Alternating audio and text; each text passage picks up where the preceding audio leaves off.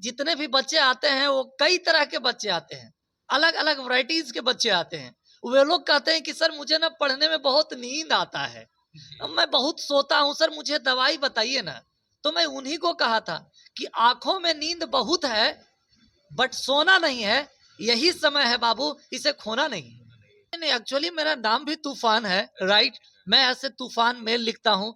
आप ओवरऑल हर media, social media पर आप चेक कर सकते हैं। आप लोगों ने जो दुलार और प्यार दिया है, 3.5 लाख 4 लाख का फॉलोवर जो बनाया है सोशल मीडिया पर, उससे मेरा दिल गदगद है। तो ये तूफान मेल मेरा नाम हुआ, तूफान के ही नाम से ये कोचिंग सेंटर है। ये नाम के भी वजह है इसमें, राइट, कि जिस तरह से तूफान एक आने वाला समय में कुछ भी है ना जो पॉसिबल नहीं है उसको भी पॉसिबल कर सकता है। ये मनीष कश्यप जी इतना बड़ा गलत काम कर रहे हैं, राइट, कि उन्होंने एक वीडियो बनाया था और 3-4 टीचर का फोटो लगाया और उन्होंने बताया कि ये जो है ना, आदरणीय खान सर, आदरणीय विपिन सर, आदरणीय आनंद रोशन सर और जितना भी है ना, रहमान सर, ये सब मिल करके एक MY के समीकरण बना रहे हैं। बताइए तो भाई वो कैसा आदमी है यार। इसीलिए मनीष कश्यप को मैंने बोला था कि बाबू अभी सुन लो, अभी जो पत्रकारिता कर करके तुमने आगे जो बढ़े हो, राइट, वो तुम्हारा पहचान यहां तक लेकर के आया है।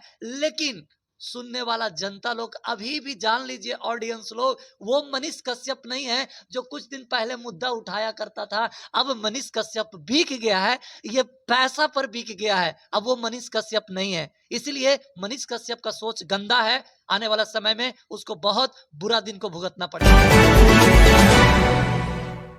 जी नमस्कार, प्रणाम। मैं रोहित कुमार सिन्हा, आप देख रहे हैं all India media foundation news. अभी हमारी मौजूदगी गया के बाईपास पास है और जैसा कि आप लोग जान रहे हैं, कुछ दिनों से सोशल मीडिया पर तूफान सर जो है छाए हुए हैं। इनका पढ़ाने का ढंग, इनका पढ़ाने का शैली इतना शानदार है कि बच्चे भी इनसे एक्टिव होते जा रहे हैं और ऐसे ऐसे ये शायरी बोलते हैं कि बच्चे पढ़ते पढ़ते भी हंसने लगते हैं। आज हमारे सामने मौजूद है तूफान सर। मैं इनसे ही बात करूंगा और आप लोगों को बताऊंगा कि कैसे कैसे ये कोचिंग सेंटर स्टार्ट किए, कुछ इनके जीवनी के बारे में मैं आपको बताने का प्रयास करूंगा। सबसे पहले सर, आपका स्वागत है हमारे चैनल पर। सबसे पहले तो धन्यवाद देना चाहता हूँ इस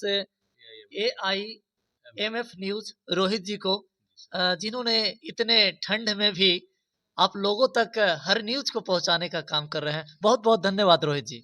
जी सर, ठंड तो बढ़ी हुई है लेकिन जो काम है वो दिखाना है, खासकर हमारे बिहार में एजुकेशन का क्या वैल्यू है और उसको कैसे आप लोग बढ़ावा दे रहे हैं। सबसे बड़ी चीज़ ये होती है कि इतने ठंड में आप भी 7 साढ़े 7 बजे आकर अपने यहाँ सेंटर में बैठे हुए हैं, बच्चे का इंतजार कर रहे हैं। कैसे सर बच्चे लोग को मोटिवेट करता है इतने ठंड में, आप लोग भी कैसे हिम्मत करता है कि हम कोचिंग में बच्चे को पढ़ाएं और कुछ अच्छा शिक्षा दें? देखिए, मैं तो यही चीज कहना चाहता हूँ कि देखिए, ठंड और जहाँ तक गर्मी की बात है, तो ठंड में तो ठंड रहेगी ही, गर्मी में गर्मी रहेगी ही और बरसात में वर्षा तो होगी ही। तो अगर जो इस चीजों से अगर जो विद्यार्थीगण अगर जो डरते हैं, तो फिर ठंड में फिर ओढ़ करके वो सूता रहे ना, गर्मी में वो मने आराम करते रहे ना, बरसात में निकलेगा तो सक्सेस कहाँ से आएगा, राइट। इसलिए मैं कहता हूँ कि ठंड को ठंड ना समझे, गर्म को गर्म ना समझे, बरसात को आप बरसात ना समझे, और सिंपल बात है, जो आपका काम है उस पर ध्यान दीजिए। क्योंकि मुझे कहना है कि लोग ऐसे ही लोग गवा देता है। अधिकतर इंसान अपने जवानी को डिप्रेशन में, तनाव में, नशे में लोग बिता देता है। लेकिन मेरा कहने का मतलब है कि आप इस जवानी को यूज कीजिए समय के अनुसार, क्योंकि टाइम इज प्रीसियस, समय ही मूल्यवान होती है, यही कीमती होती है। और जिस व्यक्ति ने भी टाइम को वैल्यू नहीं दिया, समझिए टाइम उसको भी वैल्यू नहीं दी। सही बात है, सर का कहना भी सही है कि जो अभी समय का पंचुअल अगर नहीं होते हैं स्टूडेंट, आगे चल के उनको दिक्कत का महसूस हो सकती है। जैसा जनरेशन बदल रहा है, जैसे कंपटीशन बढ़ रहा है, उस हिसाब से आपको अपने आप में परिपक्व भी होना पड़ेगा, एक्टिव होना पड़ेगा कि आगे के क्षेत्र में मैं कैसे सामना कर सकता हूँ, चाहे वो एग्जाम की क्षेत्र हो, चाहे कोई भी कंपटीटर का क्षेत्र हो। सर यहाँ पे मैं कह रहा हूँ बहुत ऐसे ऐसे स्टूडेंट भी आते होंगे जो थोड़ा आलसी टाइप के भी होते होंगे, आते होंगे बैठे हुए रहते होंगे, तो उन लोगों को कैसे आप ट्रीट करते हैं सर? देखिए, मैं उन लोगों को एक ही चीज कहना चाहता हूँ कि यहाँ पे कोई भी आपको 100% परमानेंट साथ देने वाला नहीं होता है। यहाँ पे कोई भी आपको परमानेंट साथ देने वाला नहीं होता है। अगर जो जिंदगी में आगे बढ़ना है तो आपको खुद से आगे ही चलना पड़ेगा। और एक्चुअली जिस समय आप मेहनत करते हो ना, उस समय कोई साथ नहीं देता है। लेकिन जब मेहनत करके आप कामयाब बन जाते हैं तो हर लोग कहता है कि ये देखो मेरा मौसा लगता है, तो मेरे भैया लगता है, तो मेरी दीदी लगती है। तो कहने का मतलब कि सफलता होने के बावजूद हर लोग इंतजार करता है, लेकिन जिस समय संघर्ष आप करते रहते हैं उस समय बहुत लोग हो सकता है कि आपको मजाक उड़ाएंगे, हंसेंगे। इसलिए मैं आपको एक ही चीज कहना चाहता हूं कि आप अपना जो भी काम करते हो 100% बेस्ट लगा करके करते रहिए। अपना रिजल्ट का परवाह मत करिए। ये कंफर्म है कि आप मेहनत करोगे तो आपको कहीं ना कहीं परिणाम मिलना निश्चित है। इस कोचिंग सेंटर में क्या-क्या पढ़ाते हैं सर? किस सब्जेक्टों का आप बच्चों को तैयारी करवाते हैं? देखिए, जहां तक बात रहा कि तूफान इंग्लिश क्लासेस के, तो तूफान इंग्लिश क्लासेस में यहाँ पे फुली इंग्लिश का इन्वॉल्वमेंट है, राइट। जहां तक की बात करें तो 11th 12th और कॉम्पिटेटिव इंग्लिश, जैसे एसएससी हो गया, बैंकिंग हो गया, एयरफोर्स हो गया, तो ये सारी चीज कंपटीशन लेवल का तैयारी करवाई जाती है। कंपटीशन लेवल की तैयारी। बिल्कुल बिल्कुल। तो इसमें आप अकेले ट्रीट करते हैं या फिर आपके साथ भी कोई सहयोगी, कोई टीचर भी आपके साथ है? देखिए, जहाँ तक बात रहा कि पढ़ाने का जो कार्य है वो मैं खुद करता हूँ, लेकिन हमारे साथ कई ऐसे टेक्निकल टीम हैं, हमारे साथ कई ऐसे मैनेज करने वाले लोग हैं, स्टाफ लोग हैं जो मदद करते हैं, लेकिन पढ़ाने का कार्य सिर्फ मैं अकेला करता हूँ। बैच बना हुआ रहता है ना, 1 आवर का जितने भी बैच है सब बना हुआ रहता है, राइट। ये टाइमिंग शेड्यूल सब रखा हुआ है कि गया कॉलेज के पास कब ब्रांच पे जाना है और बाईपास मालनपुर ब्रांच पे कब जाना है, तो ये टाइमिंग के अनुसार अपना हम देख लेते हैं। आपके बारे में कहा जाता है सर, जैसे नवजीत सिंह सिद्धू जो है, किसी के देखते ही उसके उनके मन में ऐसा होता है किसी के बारे में शायरी बना देते हैं। आपका पढ़ाने का शैली ऐसा है सर कि बच्चों को मैं सुनता हूँ कि आप बच्चे को शायरी बोल बोल के ही पढ़ाते हैं और बच्चे इंटरटेनमेंट करते हैं। ये सब शैली कहाँ से आ जाता है सर? देखिए, सिंपल सी बात है, अगर जो आप जब उनके बारे में बात किया तो मैं एक ही चीज आपको कहना चाहता हूं कि देखिए, आजकल के समय में शिक्षक जो है वही सक्सेस होंगे जो अपने बच्चों को teaching by expression, teaching by story, teaching by हाव भाव जिसको आप बोल सकते हैं, है ना, टीचिंग बाय जॉक्स, जो भी पढ़ाएंगे इस तरह से यूज करेंगे तभी बच्चे आज सक्सेस करेंगे। और मैं आपको बता रहा हूं, अब वो वाला समय नहीं है, राइट, कि टीचर एक मालिक होगा और स्टूडेंट जो है से मालिक नहीं हो, नहीं, यहाँ पे स्टूडेंट मालिक होता है, स्टूडेंट जज करता है टीचर को। तो कहने का मतलब कि आप पूरी तरह से उस पर आप अपना हुक्म नहीं जमा सकते हैं। सिंपल सी बात है, आप उसको हंसा करके, खिला करके, कुछ ना कुछ है ना जॉली मूड में रख करके आप उसको पढ़ाइएगा तो उस बच्चों को बहुत अच्छा लगता है। और दूसरी बात रह गया कि स्टूडेंट क्या होता है, स्टूडेंट ना कुछ लोग टीचर को ना बहुत ऊपर का चीज समझ लेता है, और टीचर लोग भी अपने आप को समझता है कि मैं तो भाई टीचर हूं और वो स्टूडेंट है, तो वहां नहीं, ऐसा काम नहीं चलेगा अब, राइट। अब कोई स्टूडेंट वैसा नहीं रह गया, राइट। टीचर को समझना पड़ेगा कि वो विद्यार्थी मेरे ही लेवल का नहीं है, लेकिन मैं उस लेवल को, अगर जो शिक्षक चाहेगा तो अपना लेवल को कम कर सकता है, राइट। लेकिन स्टूडेंट अगर जो चाहे कि अपना लेवल को बढ़ा दे, नहीं। तो इसलिए मैं कहना यही चाहता हूं कि जितने भी टीचर हैं वो बच्चे के लेवल के अनुसार लेकर के चले, पढ़ाएं, उसके बाद जितना मटेरियल देना है देते रहिए ना, कोई दिक्कत थोड़ी है। तो कुछ इसी में कुछ ऐसा शायरी बोल दीजिए कि जैसे पढ़ाने के शैली कौन-कौन शायरी का आप उपयोग करते हैं, यूज़ करते हैं? देखिए, मैं तो सिंपल सी बात है यही चीज कहना चाहता हूं कि एक मैंने बनाया था वीडियो जो काफी वायरल हुई थी कि चलते समय रोड पर और पढ़ते समय बोर्ड पर हमेशा ध्यान देना चाहिए। और ये तकरीबन लगभग कम से कम 20 मिलियन से ज्यादातर ही ये व्यूज गया था, तो ये लोगों का, पब्लिक का प्यार मिला था। तो बस यही चीज है कि अभी अंधेरी रात है तो कल सवेरा भी आएगा, बस तू मेहनत करते रह, कल तेरा सफलता का सवेरा भी आएगा। वाह! क्या कहना है।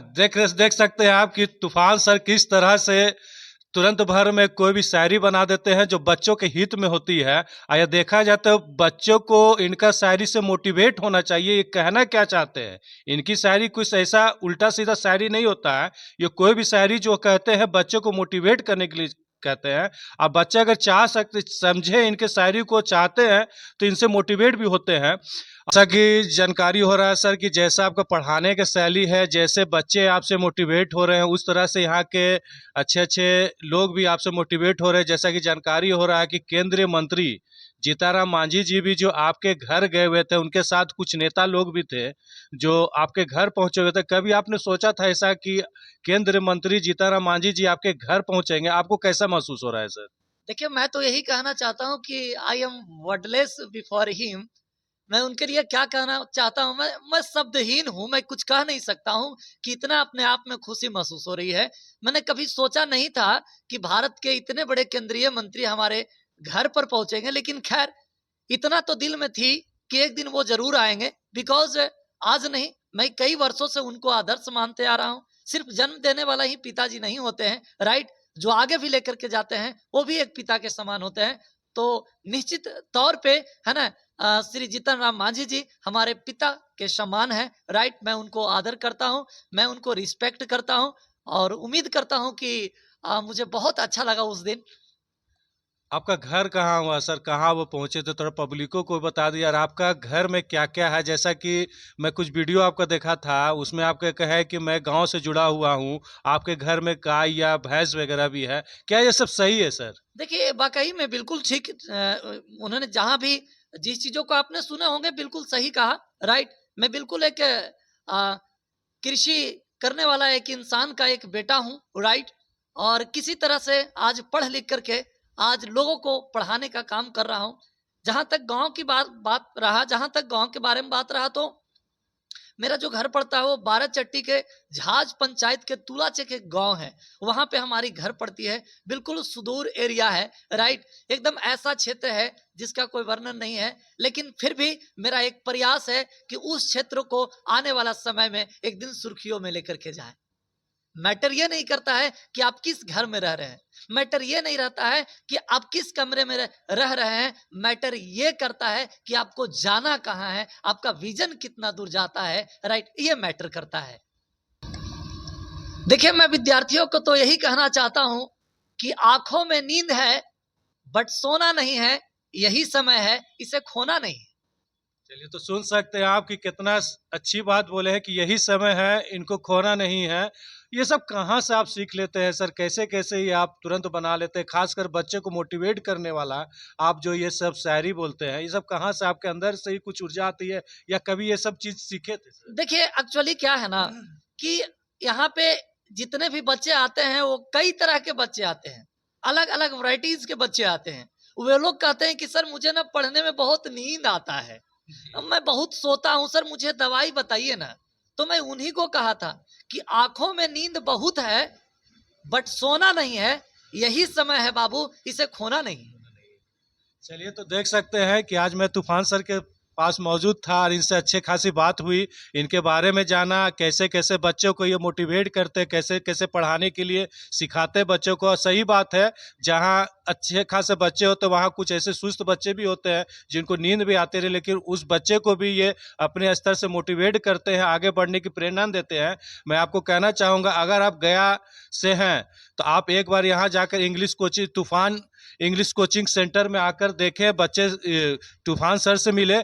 एक बात और मैं आपसे लास्ट में सुनना चाहूँगा सर, ये तूफान कोचिंग सेंटर या तूफान इंग्लिश, ये तूफान जो है, ये तूफान क्या एक्चुअली आपका सही आप ही का नाम है, या आप तूफान कोचिंग सेंटर रखे हैं? नहीं नहीं, एक्चुअली मेरा नाम भी तूफान है, राइट।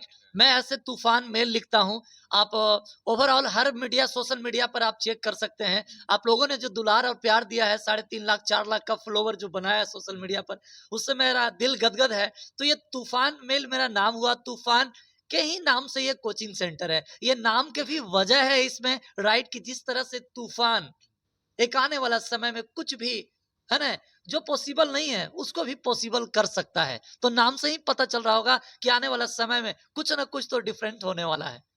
एक सवाल और आपसे करना चाहूँगा सर, मैं आपका देख रहा था 3-4 दिन पहले जो था, विपिन सर हो गए या फिर मनीष कश्यप हो गए, जैसे कि अभी पटना में गर्दनी बाग में बीपीएससी स्टूडेंट लोग धरना दिए हुए हैं, वहाँ जन स्वराज पार्टी के प्रशांत किशोर भी उनका समर्थन दे रहे हैं, पप्पू यादव भी जो है समर्थन दे रहे हैं। और उसमें कुछ ऐसी बात हो गई है, जैसे कि जानकारी हो रहा है कि प्रशांत किशोर को अरेस्ट भी कर लिया गया, उनको प्रशासन जो है जबरन पकड़ के उनको जेल में भेजा गया, और उसमें आपका भी कुछ ऐसा वीडियो आक्रोश में नजर आ रहा है, इसमें आप क्या कहना चाहेंगे सर? देखिए मैं उसमें सबसे बड़ा चीज तो कहना चाहता हूँ कि जो बीपीएससी का जो अभी 2 आंदोलन हो रही थी, इसमें तो कोई नेता और विपक्ष को तो आना ही नहीं चाहिए, चूंकि ये स्टूडेंट की लड़ाई है, राइट। ये जहाँ तक की बात रहे तो संविधान में जो कुछ भी लिखा हुआ है, राइट, कि हमारी राइट है, तो विद्यार्थी लोग और टीचर लोग, राइट, सब अपना अपना अधिकार मांगने के लिए थे। तो यहाँ पे कई ऐसे सारे नेता लोग जो हैं अपने वोट बैंकिंग बनाने के चक्कर में हो गए थे। अब वो क्या होगा, खैर वो टीका टिप्पणी हम नेता के बारे में नहीं बताना चाहता हूँ, लेकिन मैं इतना चीज कहना चाहता हूँ, जब मनीष कश्यप के बारे में जब आप बात बोल रहे हैं, तो देखिए मनीष कश्यप जी इतना बड़ा गलत काम कर रहे हैं, राइट, कि उन्होंने एक वीडियो बनाया था और 3-4 टीचर का फोटो लगाया और उन्होंने बताया कि ये जो है ना, आदरणीय खान सर, आदरणीय विपिन सर, आदरणीय आनंद रोशन सर और जितना भी है ना, रहमान सर, ये सब मिल करके एक MY के समीकरण बना रहे हैं। बताइए तो भाई वो कैसा आदमी है यार, कि यहाँ पर ही बच्चे डंडे खा रहे हैं, लड़कियां रो रहे हैं, चोट से घायल हैं और उसको MY के समीकरण दे रहे हैं। तो इसीलिए मनीष कश्यप को मैंने बोला था कि बाबू अभी सुन लो, अभी जो पत्रकारिता कर करके तुमने आगे जो बढ़े हो, राइट, वो तुम्हारा पहचान यहाँ तक लेकर के आया है, लेकिन सुनने वाला जनता लोग अभी भी जान लीजिए, ऑडियंस लोग, वो मनीष कश्यप नहीं है जो कुछ दिन पहले मुद्दा उठाया करता था। अब मनीष कश्यप बिक गया है, ये पैसा पर बिक गया है, अब वो मनीष कश्यप नहीं है। इसलिए मनीष कश्यप का सोच गंदा है, आने वाला समय में उसको बहुत बुरा दिन को भुगतना पड़ेगा। अब तो मनीष कश्यप जब से बीजेपी से जुड़े हैं, उनको पत्रकारिता तो मतलब पत्रकार तो कहा ही नहीं जाता है, अब तो उनको बीजेपी के नेता कहा जाता है। बिल्कुल बिल्कुल, जब कोई अगर जो न्यूज बनाने वाले लोग जो हैं अपने गाड़ी में बीजेपी और आरजेडी है, चाहे कोई भी हम पार्टी किसी भी चीज का हो, राइट, अगर जो झंडा लगा करके जाता है और किसी को मुंह में सटा करके बोलता है कि बताइए आप क्या कहना चाहते हैं, तो वो तो पहले से कह चुका है ना। आप खुद सोचिए। तो इसलिए कहने का मतलब कि न्यूज वाले लोग जो हैं वो झंडा लगा के गाड़ी में जाएगा तो ये दिक्कत ही नहीं। वो पत्रकारिता करने वाला इंसान नहीं है ना, वो पत्रकारिता नहीं कर रहा है, वो चाटुकारिता कर रहा है, लोग के पीछे पीछे घूम रहा है, पैसा पर बिक गया है। इसलिए मैं जितने भी ऑडियंस लोग हैं सुनता हूं, उनको यही चीज न्यूज देना चाहता हूं कि आप मनीष कश्यप के चक्कर में मत लगिए। उनसे अच्छे अच्छे न्यूज बनाने वाले लोग लगे हुए हैं, राइट, आप उनके बातों को सुनिए और आगे बढ़िए।